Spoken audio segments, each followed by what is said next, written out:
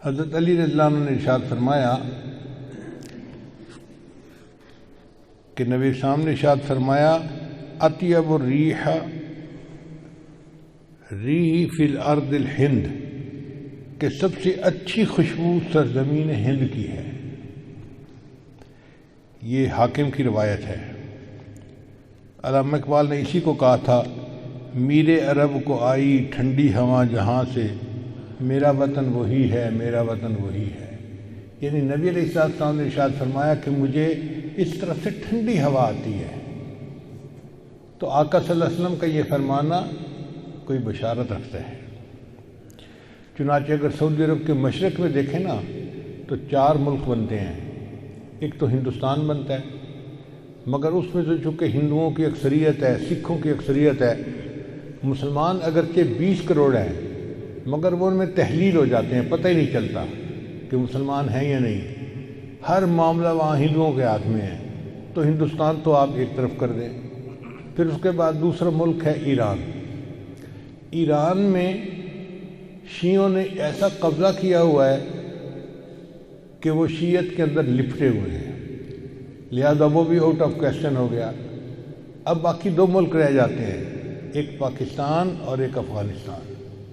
ان دونوں میں اہل سنت والجماعت لوگ موجود ہیں اور دین کی محبت والے اور دین پر عمل کرنے والے لوگ موجود ہیں۔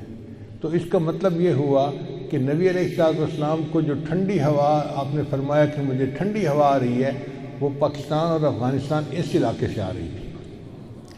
ویسے بھی اگر آپ تاریخ کا مطالعہ کریں نا تو 2 پہاڑوں کا سلسلہ ہے، ایک ہے کوہ ہمالیہ اور ایک ہے کوہ ہندو کش۔ اگر نقشہ اٹھا کے دیکھیں تو اس کے اندر ایک مثلث بنتی ہے۔ اس مثلث کو اس زمانے میں وادی سندھ کہا جاتا تھا۔ اگر ایگزیکٹ جگہ دیکھنی ہو تو جیسے ہمارے ہاں مالاکنڈ کے پہاڑ ہیں نا، وہ بالکل اسی کے اندر آتے ہیں۔ تو گویا نبی علیہ السلام نے فرمایا کہ مجھے اس طرف سے ٹھنڈی ہوا آ رہی ہے۔ ٹھنڈی ہوا کا کیا مطلب کہ یہاں سے دین کی محنت اٹھے گی اور بالآخر پوری دنیا کے اندر دین پھیلنے کا ذریعہ بن جائے گی۔